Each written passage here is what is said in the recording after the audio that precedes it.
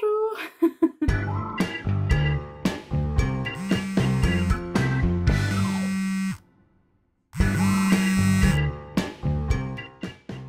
Alors ça fait longtemps qu'on s'est pas vu, mais me voilà de retour. Je tiens quand même à me justifier quant à mon absence prolongée, parce que je vous remercie d'être toujours là, et ça me touche beaucoup.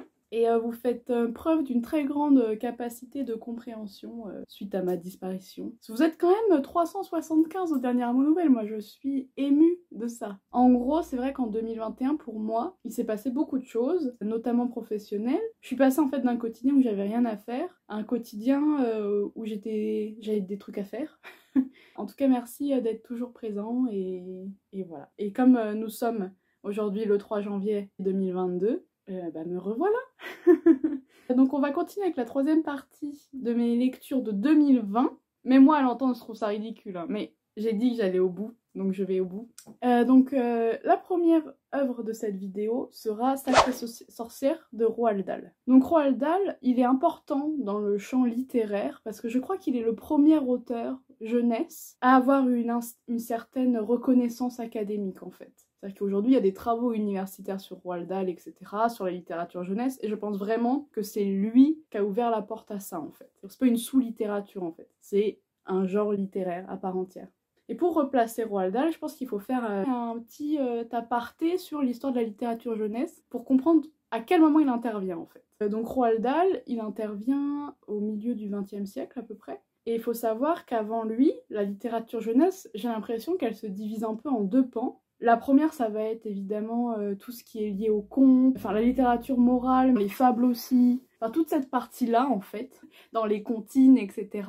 Ça va être un pan de la littérature plus beaucoup de prévention, un peu éducatif dans le sens comment se comporter en société. Et un autre pan qui est beaucoup plus pédagogique. Mais la pédagogie peut se marier aussi avec une littérature qui est un peu ludique, etc. Où ça va être apprendre, apprendre la géographie. Je pense notamment à le Tour de France par deux enfants. Ça c'est surtout en France, mais je pense qu'on retrouve un peu la même chose au Royaume-Uni. Ou alors toute la bibliothèque rose et la bibliothèque verte, tout ce qu'elles offrent, etc. C'est pas des cours quoi, mais ça reste quelque chose qui a pour but où on va faire des énigmes, etc. Faire travailler le sens logique. Et donc j'ai l'impression que Roald Dahl, il va un peu mélanger tout ça, et ça va donner sa littérature à lui. Donc Roald Dahl, il écrit énormément souvent de récits fantastiques, où en fait il reprend des figures du folklore populaire, les sorcières, il va avoir vraiment une forme qui est quasiment de l'ordre du conte en fait, avec souvent voilà des personnages avec des parents qui sont morts, ils sont pris en charge par les belles-mères, enfin par les tantes, ou la grand-mère, mais parfois elles prennent le visage de la méchante belle-mère, enfin on voit qu'il y a une réactualisation de figures populaires folkloriques très connues du grand public. Bonjour, ici Laosane du montage, je vous épargne ma tête, mais par contre je vais vous mettre un magnifique schéma actantiel, parce que quand je disais que Roald Dahl avait récupéré des éléments du conte, j'ai beaucoup parlé du contenu des contes, sur les personnages notamment, etc., ou des espèces de topoi narratifs qui vont revenir, notamment avoir un personnage principal orphelin. Ça, c'est récupéré au conte, mais pour moi, ce qui me semble encore plus essentiel que ça et que j'ai pas mentionné parce que je devais avoir le cerveau un peu ramolli ce jour-là, c'est que Roald Dahl va récupérer ce qu'on appelle le schéma actantiel et que vous voyez à l'écran, qui est quelque chose que normalement tout le monde a étudié entre la 6e et la 5e, mais ça en fait c'est vraiment, c'est une structure narrative qu'on retrouve dans beaucoup de formes littéraires, mais principalement aussi dans le conte. Et ça, c'est vraiment la forme typique du conte, c'est le schéma actantiel. Et ça, c'est une forme donc que Roald Dahl va reprendre entièrement et qui va caler dans ses romans en fait. Voilà, je voulais juste préciser ça. À très vite. Et en même temps mélanger ça avec tout le côté intrigue, enquête, avec beaucoup d'action qu'on peut retrouver dans la littérature beaucoup plus pédagogique. Mais le sens de ces œuvres, ce n'est pas de faire de la pédagogie, je pense. Et c'est ça, là, il insuffle quelque chose de nouveau, je pense, dans la littérature jeunesse, qui va être quelque chose de, pas philosophique, mais quelque chose souvent d'assez politique, on reviendra dessus, et quelque chose aussi d'assez moral, en fait, sur le bien, le mal, l'amour, le besoin de partage, la cohésion, la victoire dans l'union, malgré les différences et tout. Et il va travailler beaucoup avec Quentin Blake, qui est l'illustrateur avec lequel il a le plus travaillé et qui faisait ses couvertures, etc. Bref, ça c'est un détail à balancer en soirée à l'occasion. Donc voilà, donc Sacrée Sorcière, de quoi ça parle? Je sais pas à quel moment Sacrée Sorcière intervient dans l'œuvre de Roald Dahl. En tout cas, ça parle d'un petit garçon dont on connaît pas le nom. Je pense que effectivement c'est fait exprès pour inciter les enfants à se projeter dans l'histoire, etc. Qui perd ses parents et il va vivre chez sa grand-mère, qui est une ancienne chasseuse de sorcières et qui le prévient de comment les reconnaître parce qu'elles sont très dangereuses. Et un jour, avec sa grand-mère, ils vont en vacances dans un hôtel et ils se retrouvent à la réunion annuelle des sorcières. Donc il est dans une salle cachée parce qu'il entraîne des souris. Bref, faut lire l'histoire. Hein. Là, je vous fais le pitch. Il se retrouve avec des sorcières et voilà, et c'est l'histoire de ça. Et les sorcières sont des personnages vraiment... Enfin, je veux dire, je trouve que chez Roald Dahl, c'est pas Game of Thrones, hein, on est bien d'accord, mais c'est une réalité qui est pas spécialement édulcorée. Il y a peu de féminisme, quoi, dans la réalité qu'il décrit. C'est-à-dire que les sorcières, c'est des femmes dont le but de leur vie, ça va être de tuer les enfants, quoi. C'est un peu dur, je trouve. Et on a des exemples, en plus, dans l'histoire d'enfants qui ont vraiment été tués, quoi. Et il y a quelque chose d'aussi, même dans lui, sa quête à lui, d'assez irréversible, quoi. Et je pense que c'est un peu le sujet de ce livre-là. Ça va être le côté irréversibilité du temps. Je trouve que c'est assez profond, en fait, hein, les propositions de Roald Dahl. Et je pense que c'est pour ça que ça touche, c'est que c'est pas quelqu'un qui prend les enfants pour des cons. Et souvent on se rend compte qu'on est face à des enfants, mais je pense que ça va être après un trope qui est repris beaucoup dans la littérature et tout, et ça c'est fréquent dans toute l'œuvre de Roald Dahl, c'est qu'on a des adultes qui sont pas spécialement exemplaires, et des enfants qui essayent de se démener dans ce monde-là, souvent assez violent, assez injuste. Et à côté de ça, je trouve que dans la littérature de Roald Dahl, un truc, j'en entends peu parler, il y a un côté très politique, moi je trouve en tout cas, notamment parce que par exemple les sorcières, c'est des personnages, la reine des... je sais plus comment elle s'appelle, la grande méchante sorcière, je crois. Donc c'est la chef des sorcières. C'est elles vivent vraiment, en tout cas, dans un monde fermé, dans une sorte d'oligarchie de l'argent. C'est-à-dire qu'elles ont leur propre système monétaire, elles vivent en bulle, en vase clos, et celles qui dirigent un peu le monde, etc., elles ont des systèmes de hiérarchie. Donc je trouve en fait qu'il y a quelque chose d'assez, un peu critique de l'accumulation des richesses, etc. Et ça, en vrai, on en entend peu parler, quoi. Et je pense que ça vient du fait que Roald Dahl est une personne de base extrêmement spirituel, et notamment je crois qu'il est chrétien en tout cas, je sais plus trop si c'est protestantisme ou... Enfin, je pense que c'est du protestantisme. Voilà, c'est quelqu'un qui est animé par ça, la critique du trop plein d'argent, quoi, et de l'accumulation des richesses, et comment ça s'appelle? La cupidité, voilà. Parce que c'est un motif qu'on retrouve vraiment dans toute son œuvre, quoi, que ce soit dans Mathilda, dans James et la grosse pêche, dans Sacrée Sorcière, une vraie critique de l'argent. Et donc il y a un côté à la fois politique et en même temps qui est ancré dans ses attaches personnelles catholiques. Enfin, non, pas catholique, je pense qu'il est protestant. Et donc voilà. Et un truc aussi, alors, je ne l'ai pas lu, mais un truc qui me semble important, et qui je crois dénote pour moi les changements politiques. Enfin, en fait, c'est un symptôme pour moi de la nouvelle gauche française. Je sais que Pénélope Bagieux, que j'aime bien en tant qu'autrice de BD, a sorti du coup une adaptation de Sacrée Sorcière de Roald Dahl. Et dedans, en fait, elle transforme un petit garçon dans le livre de Roald Dahl, qui est... Elle dit qu'il sert à rien. Et en fait, moi, c'est ça qui me pose problème, dans le sens où c'est qu'on est en train de passer à côté d'un message énorme. En fait, ça se voit à ce moment-là qu'il y a une permutation du discours, d'un certain discours de gauche. C'est-à-dire que le petit garçon, l'ami, je sais plus comment il s'appelle, l'ami qui rencontre le héros de Roald Dahl, enfin de Sacrée Sorcière, c'est un petit garçon qui a des parents qui, enfin c'est pas vraiment dit comme ça, mais qui viennent plutôt de la haute, quoi. Et il lui arrive des bricoles, et en fait c'est vrai que dans l'aventure, ce petit garçon-là va suivre le héros, et c'est vrai qu'il est pas... il mange beaucoup, c'est pas quelqu'un de... Mais en fait il y a un vrai propos sur à quel point l'argent peut... Enfin c'est pas l'argent directement, mais qu'il y a une corrélation entre le manque d'amour et le fait d'avoir beaucoup d'argent. Et je trouve que le fait, elle en fait de ce garçon-là, qui incarne à lui-même un certain, à la fois déterminisme social, de, voilà, il est petit, il mange déjà beaucoup, qui devient pour lui un synonyme de besoin de cupidité, donc il y a un côté un peu déterministe, et le fait qu'il soit seul en fait, et que ce soit un garçon seul, et ça c'est assez tragique en fait dans ce personnage-là, c'est que en fait il est pas très aimé comme petit garçon, enfin il est pas assez aimé par ses parents, justement parce que ses parents ils ont d'autres intérêts que l'amour de leur prochain, et Ça, Pénélope Bagieux le transforme en discours, parce qu'elle elle va faire du coup une petite fille qui va être très active, qui va aider le héros et tout. Et je trouve que dans cette transformation-là de personnage, même si elle peut sembler anecdotique, enfin je trouve que ouais, dans cette transformation là ça veut déjà dire quelque chose d'assez politique en fait, voilà, dans le discours de lutte contre la concentration de richesse quoi, où en fait ça aurait pu être l'intérêt ça va être plus dans voilà, une certaine un respect de la parité, le fait de montrer des femmes fortes, etc. Donc voilà, je sais pas si c'était clair, c'était très très long. Ensuite, j'ai lu Parlez-moi d'amour de Raymond Carver. Alors, ce livre est bien. En fait, c'est un recueil de nouvelles de Raymond Carver, qui est un auteur de la fin du XXe siècle aux États-Unis. Je crois qu'il appartient à un mouvement par les minimalistes ou un truc comme ça. Et en fait, c'est vrai qu'il représente bien ça parce qu'on est... c'est des nouvelles, soit du point de vue externe, soit du point de vue interne, mais avec du coup un cadre de vue très limité.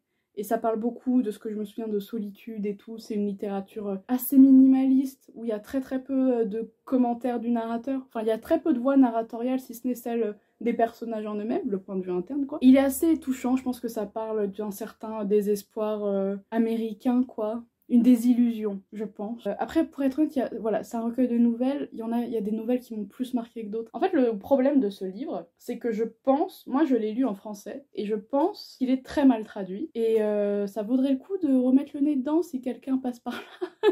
Donc en fait, par exemple, ça se voit au titre, en fait. Parce que le titre en français, c'est Parlez-moi d'amour, qui fait un peu, moi je trouve, titre du livre de Karine Le Marchand ou quelque chose comme ça. Enfin, mais moi je vois ça, je me dis, mais j'ai pas envie de lire ça en fait, ça a l'air niaiseux. Alors que le livre est tout sauf niaiseux. Hein. Donc le titre, en anglais, c'est What We Talk About When We Talk About Love. Et en fait, je trouve ce titre tellement beau. Et en fait, je trouve qu'il résume à lui-même tout l'enjeu de l'œuvre, enfin de cette œuvre-là, à savoir que rien que dans la forme, on a une... je dirais que c'est proche de l'anadiplose comme forme, où il y a une reprise du dernier, enfin en début de seconde phrase, de la fin de la première phrase, c'est pas très clair ce que je raconte. Et ça fait très CQFD en fait, je trouve, comme forme. Enfin voilà, c'est un titre, il y a tout le projet du livre dans ce titre-là, c'est un titre très très beau. Et ça devient Parlez-moi d'amour. Et moi, ça me met en colère. Et ça, je trouve que ça se retrouve dans tout le livre. Il y a un vrai problème de traduction.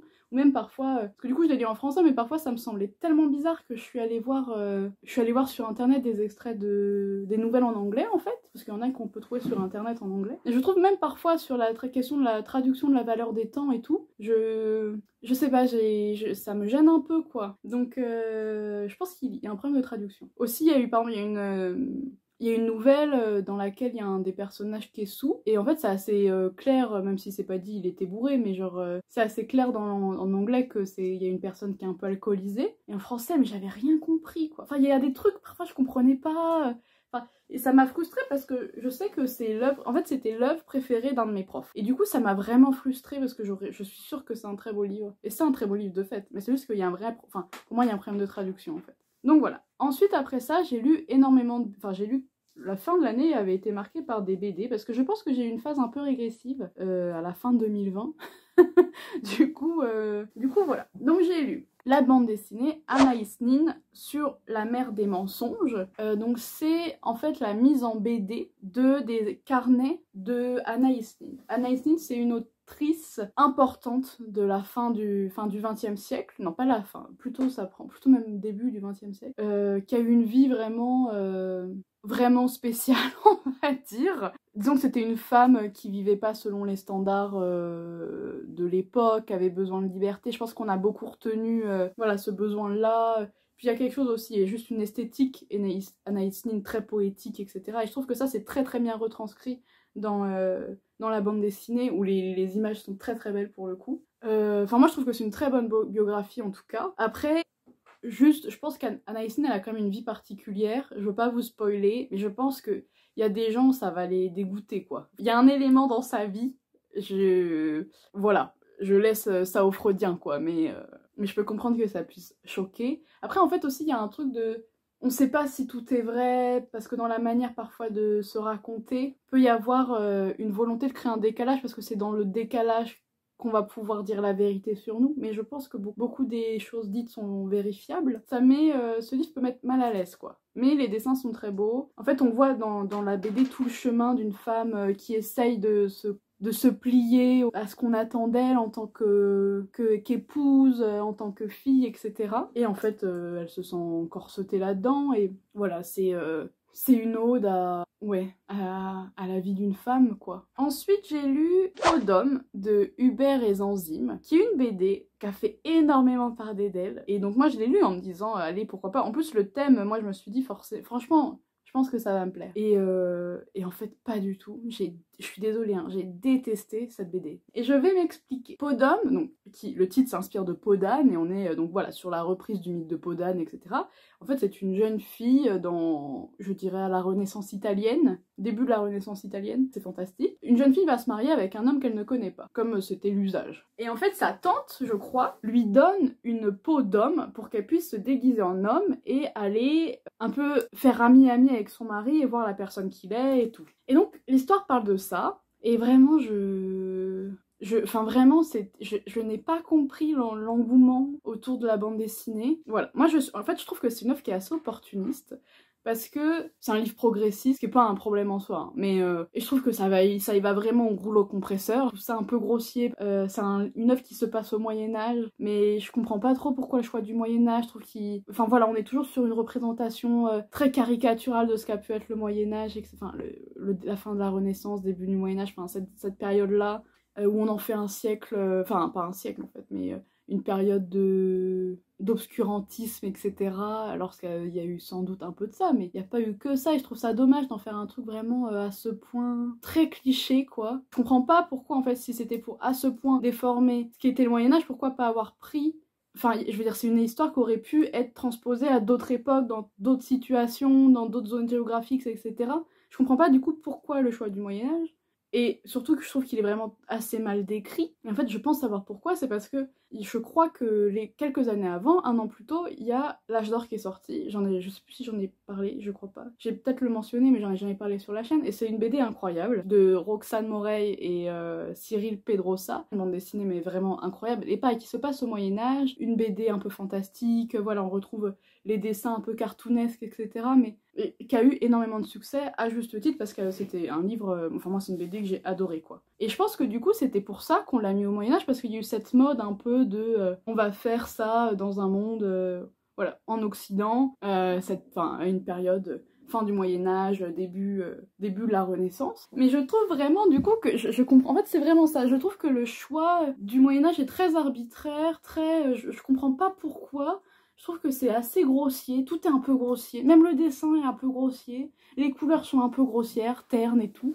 Je sais pas, moi ça m'a pas du tout emballé. Après ça se lit bien, enfin je veux dire il se lit vite et tout, mais juste j'ai pas compris, Ensuite j'ai lu C'est comme ça que je disparais de Myriam Mal. C'est une BD en noir et blanc, enfin c'est juste du dessin au trait, stylo en gros. Ça parle donc, c'est plutôt au point de vue interne, d'une jeune fille qui connaît une phase dépressive. Et ça fait un peu toutes les étapes, du début à la fin, avec la vie qui part un peu dans tous les sens et tout. Ça se passe dans le milieu progressiste à Montréal. Voilà. Qu'est-ce que j'ai à dire d'autre? C'est tout. Honnêtement, c'est pas une mauvaise bande dessinée. Après, je trouve que c'est pas non plus... J'aurais pu ne pas la lire, quoi. Je deviens dur, hein. Ensuite, j'ai lu Lou Sonata, tome 1. Si vous ne connaissez pas Lou, je pense que vous n'avez pas eu d'enfance. Lou, c'est une héroïne de bande dessinée assez connue maintenant, je pense, créée par Julien Nil, ou Julien Nel, je sais pas trop comment on dit. En fait, c'est le premier tome du deuxième cycle. Parce que, en fait, Lou, elle fait partie, Lou, de ces héroïnes qui suivent un peu, qui ont suivi ses lecteurs en termes d'âge. En fait, ça part, je pense que ça va finir à faire une énorme somme de la vie d'une jeune femme. Je sais pas quand il va s'arrêter, mais ça se dirige vers ça. Voilà. Chaque tome est destiné à représenter une année de la vie de Lou, etc. Et donc, en fait, quand on la connaît, moi, Lou, j'ai commencé à la lire, je devais avoir 8 ans, donc je crois qu'elle avait à peu près notre âge dans les premiers tomes, enfin cet âge-là. Du coup, on la suit, c'est pour ça. Moi, j'ai beaucoup aimé Lou, mais je pense que si vous deviez le lire maintenant, si vous avez pas lu, je pense que vous passeriez à côté, quoi. Parce que Lou, c'est un personnage qui nous accompagne, auquel on s'attache, qui a une vie de jeune fille, que je trouve en plus assez... j'aime pas ce mot, mais assez réaliste, entre guillemets. Il y a un moment, il y a une planche qui me fait rire. En fait, c'est Lou qui est dans sa cuisine, elle fait une fête et il y a 45 personnes dans un petit 30 mètres carrés. Et enfin, c'est une double page. Et en fait, Julien Nil représente plein de conversations, mais il y a des blocs avec, il se passe différents trucs, et du coup c'est amusant de regarder l'image en cherchant, mais qu'est-ce qui se passe et tout. Et je vous promets, ça m'a émue parce que je crois que j'ai vécu toutes ces scènes individuellement. Et je trouve que c'est sur des détails comme ça, je trouve qu'il est fin en fait. Et moi c'est ça que j'aime, et je crois que c'est ça qui touche beaucoup les lecteurs de Lou. Et de la finesse et de l'humour, c'est-à-dire que genre Julien Nil, il a commencé à dessiner une petite fille qui avait 6-7 ans, et de multiples façons de s'en moquer, et c'est jamais méchant quoi, et pourtant c'est plein d'humour. Enfin, si vous avez un truc à acheter à une petite fille ou même à un petit garçon, faut lire Lou, quoi. C'est un super cadeau, je trouve. Et ouais, moi, c'est ça qui me touche. En fait, c'est comme Lou, je trouve que c'est un peu la grande sœur d'Esther dans ce que fait maintenant Riyad Satouf. Et je pense que Julien Nil et Riyad Satouf, ils partagent ça, en fait. Cette finesse à représenter sans mépris les enfants en fait, et je trouve ça adorable et drôle. Et Lou, voilà, ce tome-là, ça décrit donc la rentrée, enfin Lou qui arrive au début de l'âge adulte, qui est un peu perdue, elle sait pas quoi faire, elle quitte sa maison et tout, et elle va vivre sa vie, les études, mais finalement ça lui plaît pas trop. Enfin voilà, je la trouve tendre, c'est une BD qui est tendre, qui est marrante, qui est légère, et je crois que ça fait du bien quoi. Ensuite, j'ai lu Drosophilia de Mardi Noir et Quentin Zution qui fait les dessins. Ça parle d'une jeune fille qui part en vacances et qui petit à petit, elle a l'impression de se transformer en mouche, je crois. Et bon, Mardi Noir, c'est une youtubeuse que j'adore qui fait la psychanalyse. Donc c'est des vidéos, moi, que j'adore. Hein. Mais voilà, c'est un ton qui peut être... Je pense qu'il y a des gens qui pourraient ne pas accrocher, mais moi j'adore, quoi. Et donc elle, ça parle d'une jeune fille, voilà, qui part en vacances, qui va vivre plusieurs aventures, qui va se retrouver dans des situations et tout. Ouais, elle a des scènes de trip un peu, voilà, où elle va devenir une mouche et tout. Du coup, la drosophile, donc c'est le nom scientifique de la mouche. Et genre, la drosophile, c'est la mouche à merde. Enfin, je veux dire, il y a toute une symbolique autour qui est très drôle. Et aussi, je veux dire, il y a des scènes qui sont trop bien, je trouve, juste, par exemple, où elle va pas être épilée des jambes. Et elle va rapprocher ça, voilà, au poil des mouches. Enfin, moi, je trouve ça hyper bien pensé. Je pense que la mouche, c'est un insecte envers lequel, enfin, il y a une symbolique forte. Qu'est-ce que je peux dire dessus? Les dessins sont beaux, c'est assez... voilà, on sent l'été, quoi. Et enfin, ma dernière lecture de l'année aura été La dernière rose de l'été de Luca Harari, qui est pareil, ça se passe l'été, donc la bande dessinée, par contre, est au niveau du graphique, très très belle. On est, voilà, sur du dessin un peu anguleux, mais très bien fait. Enfin, il y a une patte, quoi, assez distincte et tout, qui est pas spécialement hyper dans le détail. C'est pas un dessin qui va être spécialement réaliste, il est assez cartoonesque. Mais voilà, c'est un très beau dessin. Et puis des couleurs, moi c'est ça se passe l'été, et les couleurs, mais elles irradient, quoi. Enfin, c'est vraiment ça. Elles sont tellement... Ça sent l'été. Cette bande dessinée dans le graphique, on sent l'été. Moi, j'entends la mer et tout, quoi. J'ai l'odeur du chaud, du sable et du bitume qui me viennent dans le nez. Enfin, vraiment, au niveau de la sensorialité du livre et tout, je trouve que... Et des couleurs, moi, c'est vraiment ça. Les couleurs sont vibrantes, quoi. C'est très très belle BD sur ça. Et en fait, donc, ça parle d'un mec qui est un peu paumé dans sa vie, qui travaille dans un lavomatique, qui, par le biais... de son cousin, je crois, qu'il rencontre, il lui dit « Ouais, il faut que tu viennes garder ma maison pendant l'été et tout ». Lui, il a pas de raison de dire non, du coup il y va, et en fait il tombe plus ou moins amoureux de sa voisine, qui est plus jeune que lui, mais qui a une vie, voilà, qui est un peu faux-folle, et lui qui est un mec paumé, en gros la fille ça va être un chemin, c'est un peu une BD d'éducation, si je peux dire, vers le chemin de la maturité, etc. Et en même temps, là-dedans, se croise une enquête policière, parce que sur cette île, il y a des meurtres, je crois. Enfin, évidemment, c'est deux histoires qui vont finir par se croiser, mais bon. En fait, déjà l'enquête, moi à la fin, j'ai rien compris. C'est-à-dire que, après, c'est peut-être moi qui suis un peu bête, hein. C'est une possibilité. Mais moi, j'ai pas compris la fin. C'est-à-dire que si on ne me dit pas c'est lui le tueur ou c'est elle la tueuse, bah j'ai pas compris, quoi. J'ai pas compris qui était le méchant, j'ai pas compris. Et je trouve vraiment aussi que... En fait, moi j'ai du mal à croire aux réformations morales par amour en 3 jours. Donc ça m'a un peu laissé hermétique aussi. Le mec est complètement largué dans sa vie et tout, et puis il rencontre une fille et ça devient le pro-chevalier. Et puis voilà, en plus il y a beaucoup la référence à Martin Eden. Donc je pense que c'est vraiment, enfin c'est appuyé quoi ce message-là. Mais moi c'est des topoi littéraires auxquels je suis assez insensible. Donc voilà, donc la BD est très très belle, mais je trouve qu'au niveau du scénario et tout, j'ai été moins emballée. Du coup voilà, donc j'ai fini pour mes lectures. J'espère que ça vous a plu. Je me rends compte que parfois pour certaines BD, j'ai pas grand chose à dire. Hein. Je vous souhaite à tous une bonne année 2022 et j'espère qu'on se reverra vite. Et je pense qu'on se reverra vite. Et je vous embrasse et je reviendrai pour faire mes lectures 2021, vidéo qui sera forcément beaucoup plus rapide parce que j'ai très peu lu en 2021, mais j'ai quand même des trucs à dire et comme ça après je pourrai me concentrer sur des vidéos qui parlent d'œuvres directement. Donc voilà, je vous embrasse et à très vite et en vous souhaitant à tous une bonne vie à nouveau.